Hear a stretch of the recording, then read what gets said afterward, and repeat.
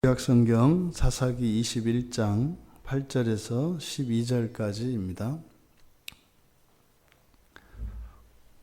우리 같이 한 목소리로 함께 읽겠습니다.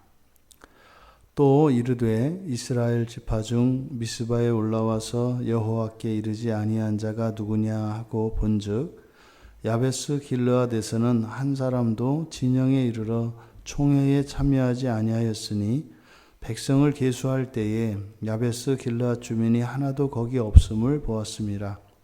회중이 큰 용사 12,000명을 그리로 보내며 그들에게 명령하여 이르되 가서 야베스 길르앗 주민과 부녀와 어린 아이를 칼날로 치라. 너희가 행할 일은 모든 남자 및 남자와 잔 여자를 진멸하여 바칠 것이니라 하였더라. 그들이 야베스 길르앗 주민 중에서 젊은 처녀 400명을 얻었으니 이는 아직 남자와 동침한 일이 없어 남자를 알지 못하는지라. 그들을 실로 진영으로 데려오니 이곳은 가나안 땅이더라. 아멘. 8절의 내용은 앞에 5절의 내용에서 이어집니다. 1절에서 7절까지의 내용의 중심은 맹세에 있습니다. 이스라엘 연합지파가 베냐민 자손들을 600명을 남기고 진멸하게 되었던 그 이유가 인간적이고 헛된 그 맹세, 그리고 그 맹세를 지키겠다고 하는 강한 의지, 그 결과 베냐민 지파를 600명만 단지 남겨놓고 다 죽이게 된 겁니다. 그래서 자신들의 잘못을 깨닫고 베냐민 자손들에게 아내를 얻어줄 궁리를 하느라 이들은 애를 먹고 있었습니다. 이렇게 자신들이 헛된 맹세를 하고 그것을 마치 하나님의 말씀과 동일시 여겨서 베냐민 지파를 진멸하였던 것과 같은 그런 똑같은 실수를 반복해서는 안 될 것입니다. 그런데 10절에 보면 큰 용사 12,000명을 야베스 길르앗으로 보내서 진멸하도록 했다, 이렇게 이야기를 합니다. 지금 여기에 사용된 진멸, 11절에 진멸이라고 하는 이 단어는 바로 헤렘 전쟁을 나타내는 헤렘 전쟁의 동사형 하람입니다. 그러니까 지금 11절에서는 바로 야베스 길르앗 주민들을 향하여 일으킨 전쟁이, 이것이 바로 헤렘 전쟁이라는 것을 이야기한 거예요. 헤렘 전쟁이면 이것은 여호와께 바치는 것입니다. 여호수아가 이스라엘 백성들을 이끌고 요단강을 건너 여리고성을 함락시킬 때 그것은 헤렘 전쟁이었죠. 그래서 헤렘 전쟁은 하나님께 온전히 바치도록 되어 있는 것입니다. 그때 여호수아 7장에 보면 아간이 몰래 거기에서 전리품을 챙깁니다. 신할산 외투 한 벌과 금덩어리 은덩이를 숨겨서 그것으로 인해서 사실 그 말도 안 되는 아이성 싸움에서 계속 패배를 했던 겁니다. 그러니까 헤렘 전쟁을 한 개인의 사사로운 범죄로 인해서 헤렘 전쟁이 온전하지 못했을 때 그것은 결코 하나님이 받으시지 않았단 말이죠. 그런데 지금 이들이 벌이고 있는 이 헤렘 전쟁은 하나님께서 명한 것은 아닙니다. 이들이 스스로 한 맹세 때문이죠.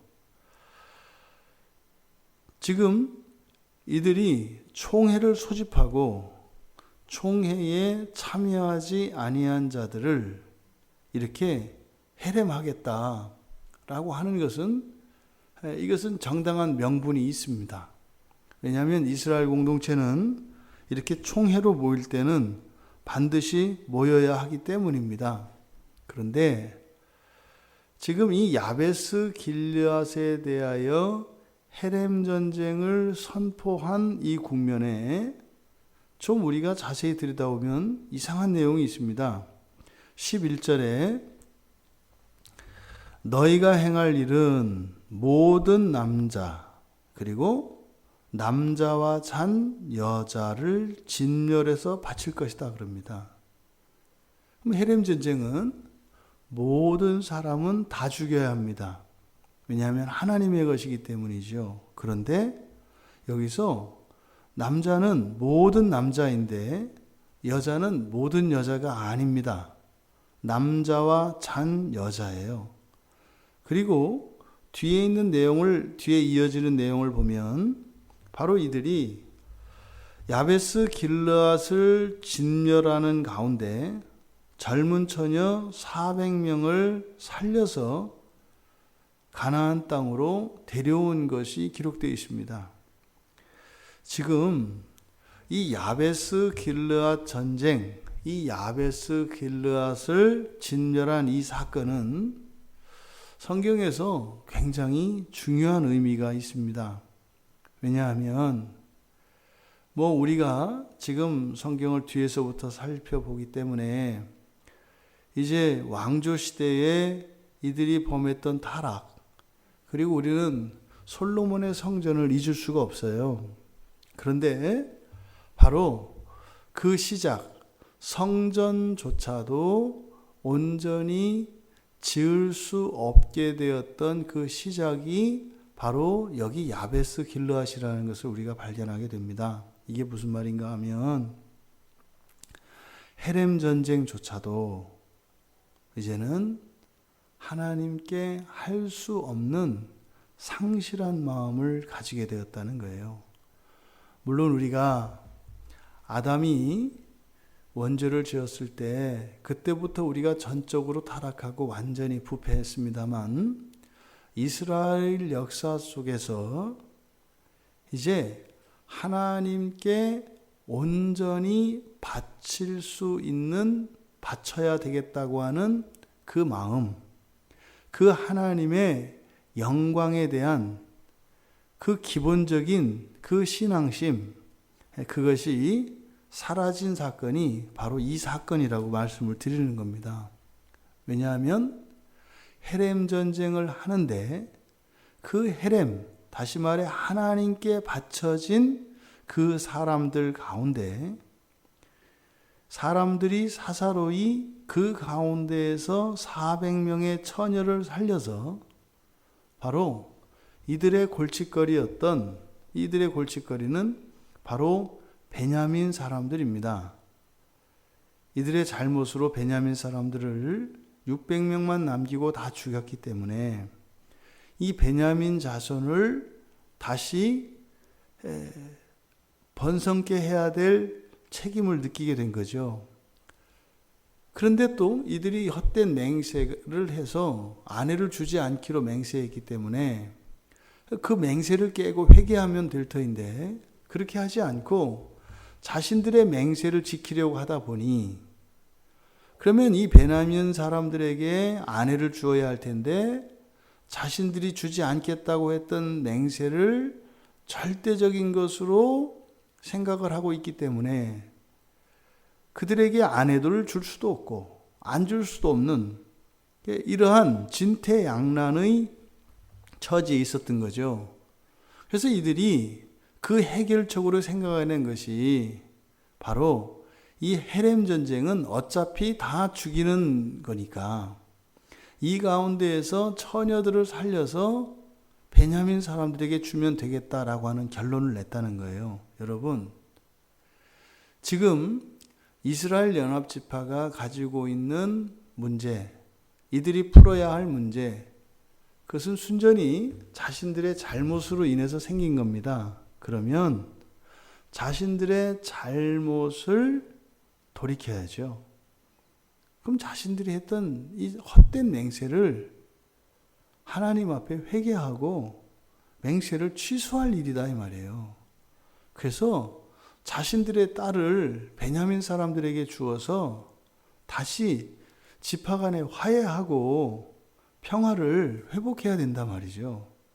그런데 자신들이 딸을 주지 않기로 했던 그 맹세가 마치 하나님의 말씀처럼 이들에게는 여겨져서 그 맹세를 지키면서 베냐민 사람들에게 아내를 얻어주기 위해서 이들이 국내에낸 생각은 하나님의 것을 훔쳐서 그것을 그들에게 주려고 했다 이 말이에요.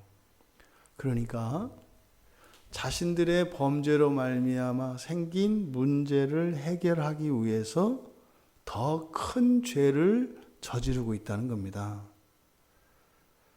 아간 한 개인의 범죄로도 하나님께서 진노하셨는데, 하지만 그때 이스라엘 백성들에게는 하나님께 봉헌할 그런 마음은 있었단 말이에요. 그런데 한 개인이 그것을 어겼죠.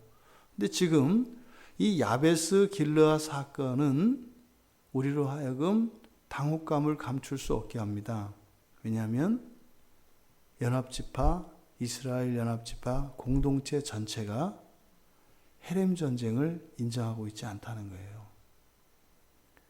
헤렘 전쟁에서 하나님께 바쳐진 것 중에 사람들의 일부를 자신들이 마음대로 처분할 수 있다고 생각한 겁니다.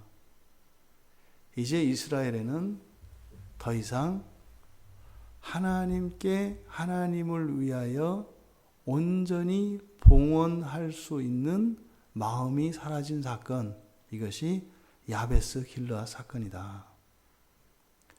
그러니까 그 이후로 이뤄질 이러한 타락상들은 운명과 같이 지어진 겁니다. 오늘날 우리가 이 이야기를 우리들에게 적용을 해보면 이 야베스 길르앗의 사건이 그러면 우리들 현재의 실상에 어떤 모습에 영향을 미치고 있는가? 우리들의 삶 속에 있는 불신앙의 어떤 영역들이 바로 이 야베스 길르앗으로부터 흘러온 것일까? 그것은 가장 대표적인 것이 주일 성수를 하지 못하는 것입니다. 우리는 일주일 가운데 단 하루도 거룩하게 지킬 수 없게 되었습니다. 더더군다나 주일은 고사하고 예배 시간만큼도 하나님께 온전히 드릴 수 없어요. 그런 마음이 없다 이 말입니다. 바로 우리들 안에 일어나는 이 거룩의 상실, 거룩함의 상실, 하나님 영광에 대한 이 상실이 바로 이 야베스 길르앗 사건에서 들 수 있겠다. 여기서 말하는 것은 우리의 타락이 여기에서 시작됐다는 것이 아니라 전적으로 타락한 상태에서도 최소한 우리는 하나님을 예배할 수는 있었습니다. 그런데 이 하나님의 거룩한 백성인 이스라엘이 이제는 그렇게 온전히 하나님께 드릴 수 있는 마음을 상실하게 되었다는 거예요. 그러니까 이들은 회개하고 돌이키기 전에는 이들의 멸망은 이미 운명과 같이 결정지어진 것입니다. 그것은 오늘날도 마찬가지입니다. 우리가 이 거룩한 마음을 회복하지 못한다면 우리들은 분명히 하나님 진노 아래 있게 될 것입니다. 바로 우리들의 이런 불신앙과 우리들이 온전히 하나님께 드릴 수 없는 이 마음의 상태, 최소한의 예배도 드릴 수 없는 이 시발점이 바로 야베스 길르앗 사건이었다라고 하는 것을 역사적으로 말이죠. 우리가 여기에서 그 기원을 찾을 수가 있겠다. 그러니까 이제는 하나님을 예배한다 하더라도 온전하게 예배할 수가 없는 겁니다. 하나님을 예배할 때 거기에는 반드시 우리의 사심이 함께 섞이게 되어 있다는 거죠. 바로 이렇게 하나님을 예배하는 자리에서조차 우리의 사심을 버릴 수 없게 된 역사적 사건, 이것이 야베스 길르아 사건이었습니다. 그러니까 하나님께서 이 땅에 오셨을 때는 이제는 하나님의 영광이 완전히 그들의 마음속에서 사라진 때였습니다. 이제는 하나님을 위해서 온전히 드릴 수 있는 그 마음 자체가 완전히 사라진 겁니다. 바로 그 어둠이 깊은 그 시대에 하나님께서는 이 땅에 빛으로 오셨던 것이죠. 왜냐하면 그 어둠이 더 이상 깊어질 수 없는 극치의 상태였기 때문에 완전한 영광으로 이 땅 가운데 빛으로 오셨던 것입니다. 그래서 우리의 모든 어두움을 주님께서 가져가시고 하나님의 모든 영광을 우리에게 주셨죠. 그리고 십자가에서 그 모든 어두움을 사라지게 하셨던 것입니다. 주님의 죽음으로 말입니다. 그러면 구약의 백성들은 이렇게 헤렘 전쟁조차 할 수 없게 된, 이제 완전히 상실한 마음을 가지게 된 그런 사람들이었을지라도 이제 우리들은 다릅니다. 바로 예수님께서 우리에게 새 마음을 주신 것이죠. 최소한 우리들은요, 하나님께 온전히 바쳐야 하겠다라고 하는 하나님의 영광과 하나님의 거룩하심에 대한 회복이 예수 그리스도 안에서 이루어진 것이다. 바로 우리가 하나님께 온전히 우리의 삶을 드리고자 할 때, 바로 그 마음을 가지고 살아갈 때 우리는 하나님의 은혜가 아니면 살 수 없는 비참한 존재가 됩니다. 이 비참하다라고 하는 것은 죄로 인하여 우리들의 존재 자체가 비참하게 된 것을 말하는 게 아니라 우리가 일상생활 속에서 우리가 경험하는 비참을 말하는 겁니다. 하나님께 온전히 드리고자 하는 그 새 마음을 가진 사람들만이 일상생활 속에서 비참을 겪을 수가 있습니다. 그러면 그 비참을 경험한 사람들은 하나님 앞에 상한 심령으로 나와 하나님의 구원의 은혜를 구하게 되어 있죠.